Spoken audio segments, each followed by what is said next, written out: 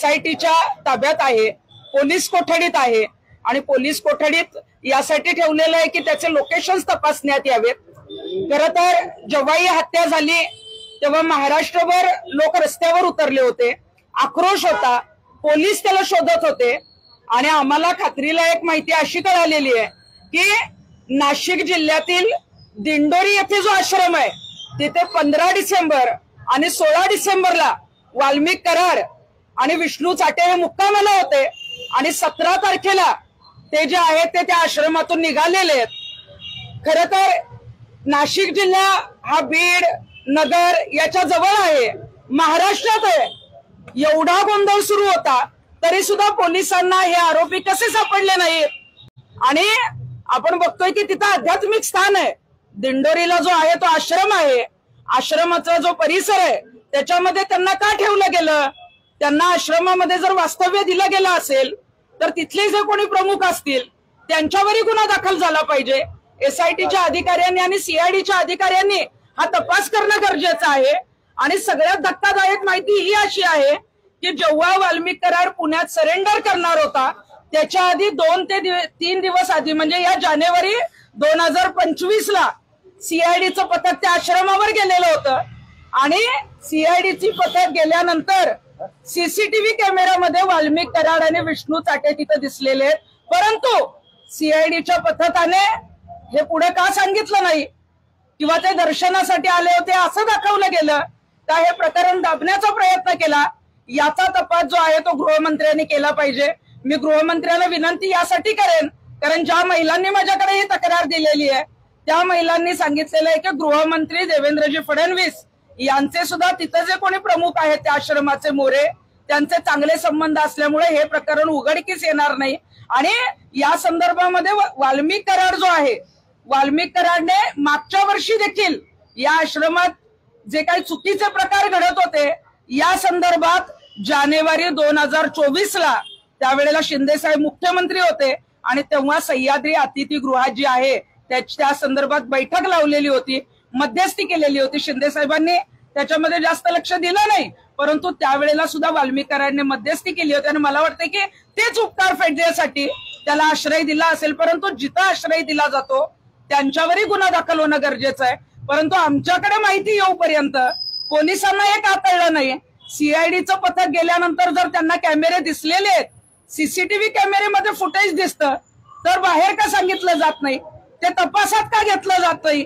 रस्त्यावर आक्रोश आहे, महाराष्ट्रात या प्रकरणाची मोठी चर्चा आहे। निर्गुणपणे हत्या केलेल्या आरोपीला अशा ठिकाणी ठेवणं हे पूर्णपणे चुकीचं आहे। ते आध्यात्मिक स्थान जरी असलं तरी त्यांना पाठीशी घालता कामा नये, कारण याच्या आधी आपण राम रहीमनी काय केलं हे बघितलेलं आहे, आसाराम बापूंकडे सुरुवातीला दुर्लक्ष केलं हेही बघितलेलं आहे। आणि ज्या महिलांनी आमच्याकडे तक्रार दिली त्यांनी जे दिंडोरीचे प्रमुख अण्णा मोरे ज्यांना गुरुमाऊली म्हटलं जातं त्यांच्या लैंगिक शोषणाच्या तक्रारी माझ्याकडे दिलेल्या आहेत। त्याचे आणखीन काही पुरावे आल्यानंतर त्या संदर्भामध्ये मी रीतसर पत्रकार परिषद घेणार आहे। दिंडोरीला जो आश्रम आहे त्याचे मठाधिपती श्रीराम खंडेराव मोरे म्हणजेच गुरुमाऊली म्हणून ओळखलं जातं, जे टीव्हीवर सुद्धा आपण अनेक वेळा मार्गदर्शन किंवा सोशल मीडियावर आपल्याला मार्गदर्शन करतात, त्यांना अण्णासाहेब मोरे या नावाने ओळखलं जातं। स्वामी समर्थ प्रतिष्ठान किंवा स्वामी समर्थांच्या नावाने हा आश्रम आहे। त्र्यंबकेश्वरलाही त्याचे एक गुरुपीठ आहे आणि या आश्रमामध्ये वाल्मिक कराड आणि विष्णू चाटे यांनी फरार असताना जो आहे तो आश्रय घेतलेला होता। त्यांचं जे लैंगिक शोषण आहे ते या मठाचे मठाधिपती अण्णासाहेब मोरे यांनी अनेक भक्त महिलांबरोबर केलेलं आहे। माझ्याकडे 3 महिलांच्या तक्रारी आलेल्या आहेत, त्या 3ही महिलांनी माझ्याकडे लेखी तक्रार दिलेली आहे। आणि या मठाचा मोठा विस्तार असल्यामुळं अनेक राजकारणी अनेक मंत्री या मठाच्या भक्त असल्यामुळं तुम्ही जर याच प्रकरणात कुठेही तक्रार दिली तर तुमचे तुकडे करून फेकून देऊ अशी त्या महिलांना जी आहे ती धमकी दिलेली आहे। त्यामुळे त्या महिलांनी त्यांचं कुठेही नाव न सांगण्याला जी आहे ती मला मनाई केलेली आहे। परंतु असे जे कोणी मठाधिपती आहेत मला वाटतं की त्याचे अनेक पुरावे त्या महिलांकडे आहेत, त्या संदर्भात मी वेगळी पत्रकार परिषद घेईन।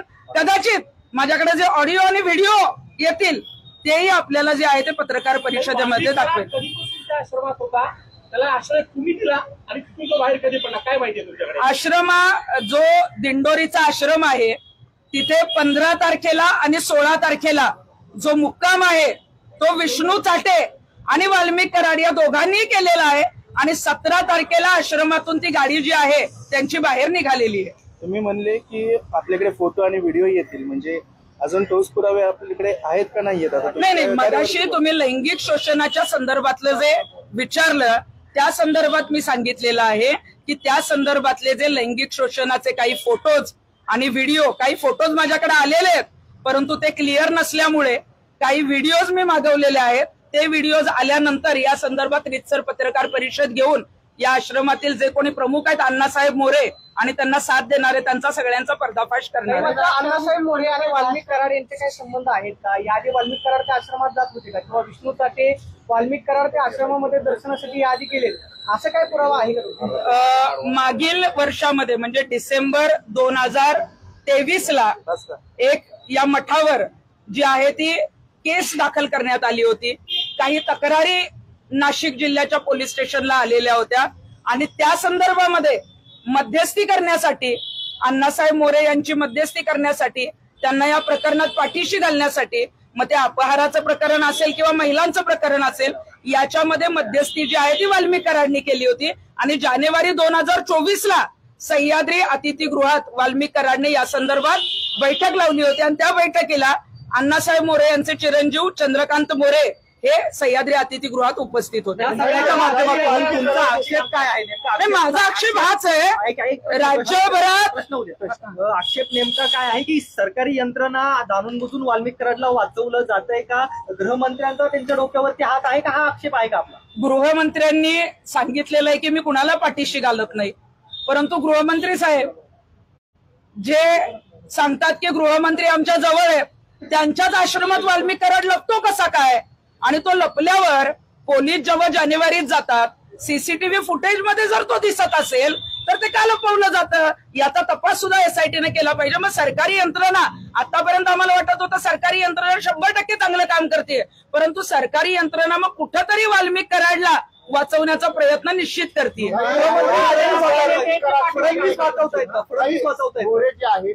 आरोपी करा सगळ्या प्रकरणात तुमची मागणी आहे का? 100% मी सांगितलेली माहिती ही खात्रीशीर आहे. सीसीटीव्ही फुटेज एसआयटीने तपासावे. जर डिलीट केले असतील तर आजूबाजूच्या ठिकाणाहून ज्या ज्या गाड्या आल्या त्या गाड्यांमध्ये 15-16 डिसेंबरला कोण होतं ते त्यांनी तपासावं आणि या आश्रमामध्ये ज्यांनी आश्रय दिला मग ते अण्णासाहेब मोरे असतील किंवा त्यांचे कोणी जे कोणी त्यांच्या टीमचे सदस्य असतील त्यांना वाल्मिक कराड बरोबर सहआरोपी करावं. मोरे हे महाराष्ट्रातील आसाराम बापू आहेत असं म्हणायचं? 100% माझ्याकडे असे काही पुरावे आलेले आहेत ते जर तुम्हाला दाखवले आणि तो जर पेन ड्राईव्ह मी उघडला तर सगळ्यांच्या बोलती बंद होतील. आसाराम बापू सध्या आतमध्ये परंतु दुसरे अनेक वर्ष आतमध्ये होते पण ते कुठल्या गोष्टीमध्ये कुठल्या गुन्ह्यामध्ये आतमध्ये होते आपल्याला माहितीये महिलांच्या लैंगिक शोषणात.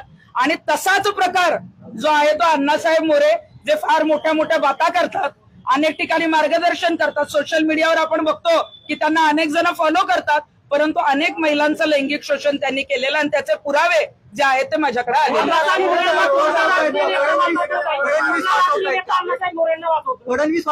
ज्या महिलांनी माझ्याकडे तक्रार दिली त्यांनी मला स्पष्ट सांगितलंय की या प्रकरणात जेव्हा तुम्ही पुढाकार घ्याल तेव्हा गृहमंत्री देवेंद्रजी फडणवीस हे या मठाचे भक्त आहेत त्यांची श्रद्धा आहे त्यामुळे यामध्ये अण्णासाहेब मोरेंवर कुठलीही कारवाई करणार नाही आणि त्यांची पाठराखण भारतीय जनता पार्टीकडून होईल असं स्पष्ट सांगितलं.